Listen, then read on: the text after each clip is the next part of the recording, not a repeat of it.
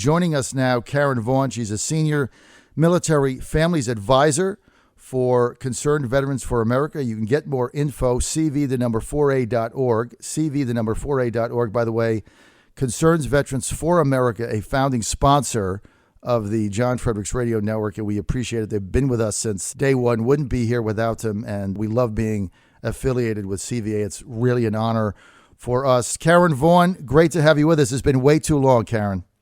Good morning, John. It has been too long. Hope you're doing well.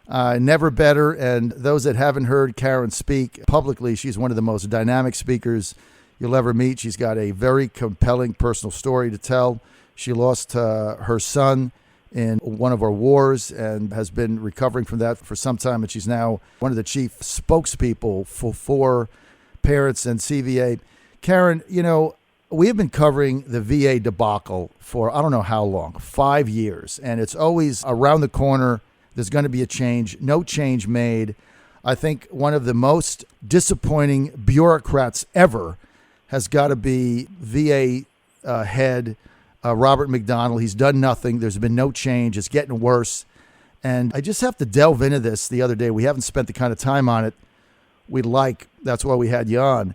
But the fact that the other day, McDonald is comparing VA veterans dying, waiting on lists and having bogus information put in, comparing it to waiting for a ride at Disneyland to go on a roller coaster. What do you make of this, Karen? John, first, let me thank you for being such a pit bull about this for all this time. We thank God for people like you who just keep it at the front of people's conversations around the water coolers. But, you know, for him to make a statement like this is, let me just say first, I don't believe in false outrage. I'm not a person who just gets worked up over a lot of things. It's got to be a serious issue, you know, for me to be outraged. But can I just say, this is literally outrageous for him to make. And now, you know, he's stepping it back, says he deeply regrets it. But you know what, John, as you said, and said such kind things about me, I appreciate it. I speak for a living, and I can tell you that I spend a great deal of time thinking through my comments before they leave my lips. You know, and I also know that I've got to own those comments after I make them. So I believe what we saw was the real Bob McDonald when he made those ludicrous comments comparing wait lines at Disney to wait lines where people are dying. Outrage is the only word I can come up with, and I'm thankful you gave me an opportunity to vent about this morning. And I don't want to just rattle on, but, you know, I talk to parents, I talk to war heroes on a regular basis, and if I've been told once, I've been told 15 or more times that a loved one of one of these people I'm speaking to has died waiting for care at the VA, most of them being suicide. And I just cannot fathom. You know, I lost my son in a moment's flash. His helicopter was shot down in Afghanistan while he was rushing to the aid of some Rangers in a heated battle, and it was over. But I've said many times, if I had to experience the loss of a child, and I knew that there was a way to prevent it, and somebody would not comply and help me prevent it, I think I would lose my mind, John. I think I'd lose my mind. It's completely unacceptable for him to be so flippant about such a serious issue, and clearly he was the wrong choice. He didn't rush in and fix anything. I believe he made it worse. That is the VA, who cares more about the bureaucracy than the veteran it's serving. And, you know, frankly, the American people have had enough, and it's time for some serious reform, and we've got to demand it. We're the only ones who can make it change. You are the only ones that can make a change. And listen, Rob McDonald had a storied career. He's a veteran himself. A lot of us were excited when President Obama made the change. But virtually from day one, he was in there not 90 days, and he already started to defend all of the bureaucrats in there. He's covered up for them. He's defended them. There's been no change. It's gotten worse. And we're into this now. It's one thing to say, well, you know, this is a big ship. It's got to turn. It's like the low turn. It's all these people. I mean, he's done nothing. And now what he's doing is he's defending the status quo. In some ways, he's worse than the guy that was in there.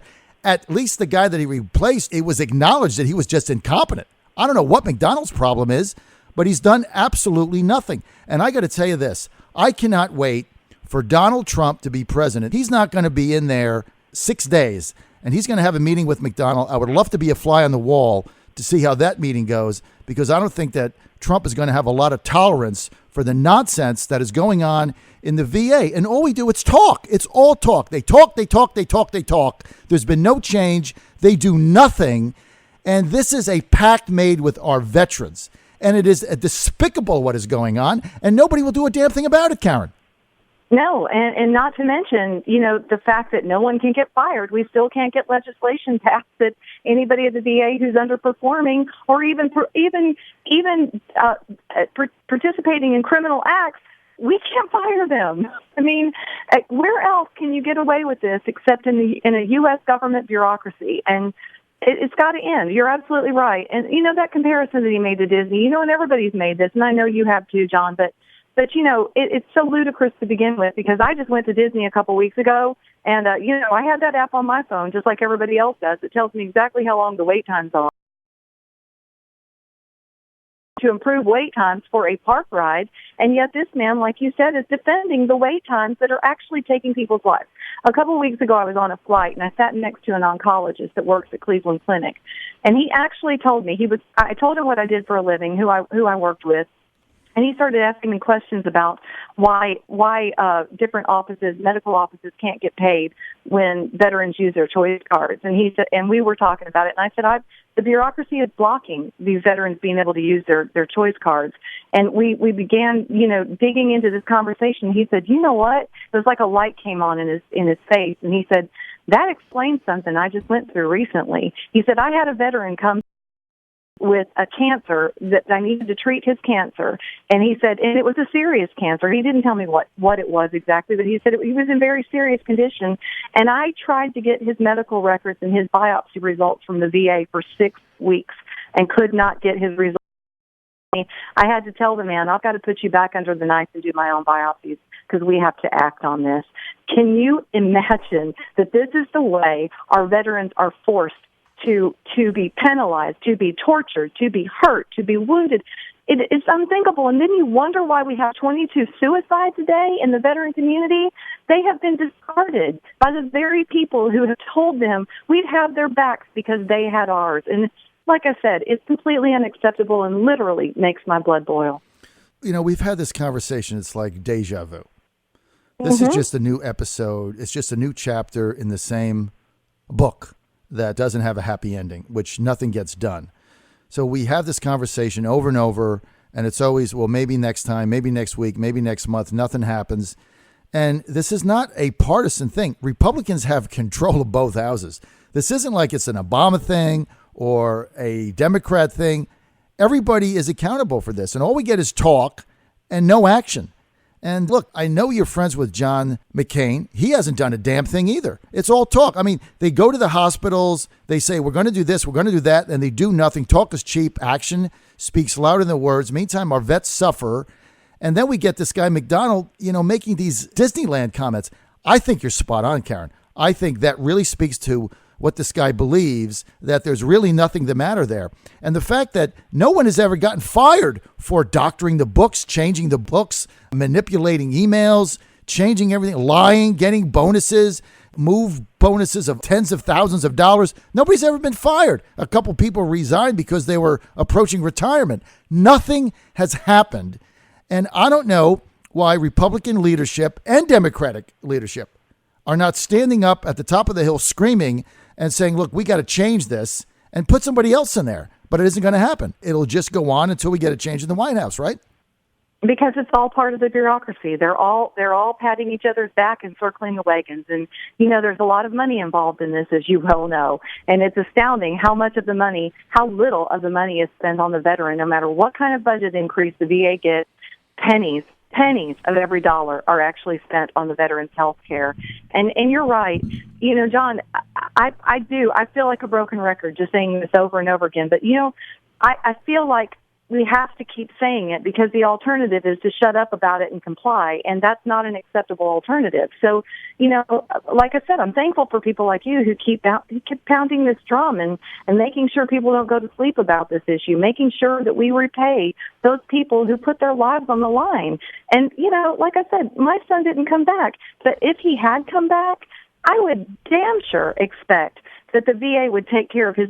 And, for Bob McDonald to go ahead and say that we want to start measuring the VA's capabilities by the satisfaction of the experience, well, heck, that's a real nice thing for people who actually get to take part in the experience, right? Right. But we're talking about people who never get there, who die waiting. So it's so ludicrous, and it's just circle talk, and it's just cover your butt talk, and we've had it. And I think you're right. That's exactly why Donald Trump is resounding so well with American people, because we've had it with the bureaucracy. We've had it with the political back and forth, and everybody up there being part of the good old boy society who really gets nothing done except raise more money for their next campaign. And yeah, we've had it. It's enough. And like I said, the only option is we keep talking about it until the people get angry enough to do something about it and get engaged in some form or fashion. You look at the money these people are paid and the actions they've taken, and nobody is accountable, and everybody is blaming somebody else. And then, McDonald has the gall to blame it on a computer glitch. I mean, it's just something out of a comic strip. I mean, nobody sane would do this. And but look, you've got the elites up there, and you got the cabal, and they protect themselves. And, Trump calls Hillary crooked Hillary. And it's really a crooked government. I mean, we have a crooked government, corrupt enterprise with these people in the VA that don't do a damn thing, and they protect themselves, and the whole thing is corrupt from the inside out. And somebody's got to get up there and just knock some heads and change this thing, because our veterans are suffering and we do nothing. And I just find it to be one of the most appalling things. And it's like, it's our government. Like, we pay these people out of our tax dollars. And the other thing is, when you talk about the veterans, this isn't like you're doing them a favor. Like, the VA is a favor. I mean, when you sign up and you enlist in one of our armed services, that is a pact. That is a contract. And part of that contract is you're going to get VA care if something goes down. Am I right? That is part of the contract. And, I just want to point out to your listeners, they've probably heard this before because you're such a champion of this cause, but, all we want at CVA is logic. We just want logic. Here's how simple our plan is. The legislation we're pushing so hard for, it's this simple. We want the dollars to follow the veteran, not force the veteran to chase the dollars that are due to him or her for their medical health care. We want them to have a choice on where they receive care, and that's as simple as it gets. But, and we all know, I mean, everybody listening knows why that's not happening, because this is a big money industry.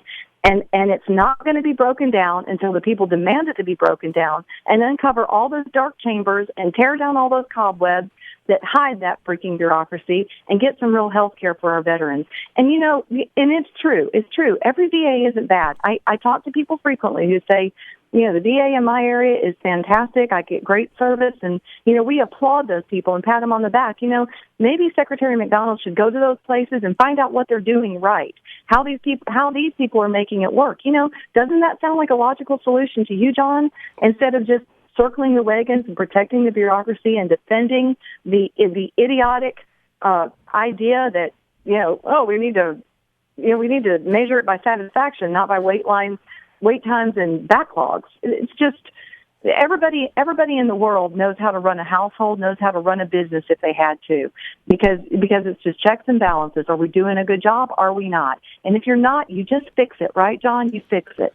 Well, you don't making excuses for it doesn't make it better. Well, what he's done is he's done nothing. He's got no results, right? And we measure results by wait lines and people dying. And what he wants to do is change the metrics so that it presents them in a better light. The heck with the people dying. The heck with the people waiting. The heck with the corruption. The heck with everything that's gone on. Let's just change the metrics. Let's change the measuring system to make us look better. I mean, that to me is just one of the most appalling things, even worse than the Disney comment. His solution is to change the metrics so they look better while people are still dying waiting on a line. Exactly. I've just had enough. I tell you what, Trump is going to win. He's going to fire this guy. He's going to change the whole thing. This country, Karen, we're circling the drain. We need action. Yeah. I'm out of time. I want to thank Karen Vaughn for being with us, Senior Military Families Advisor, CVA. More information, CV4A.org. Hey, Karen, it's always an honor to have you on. Love you.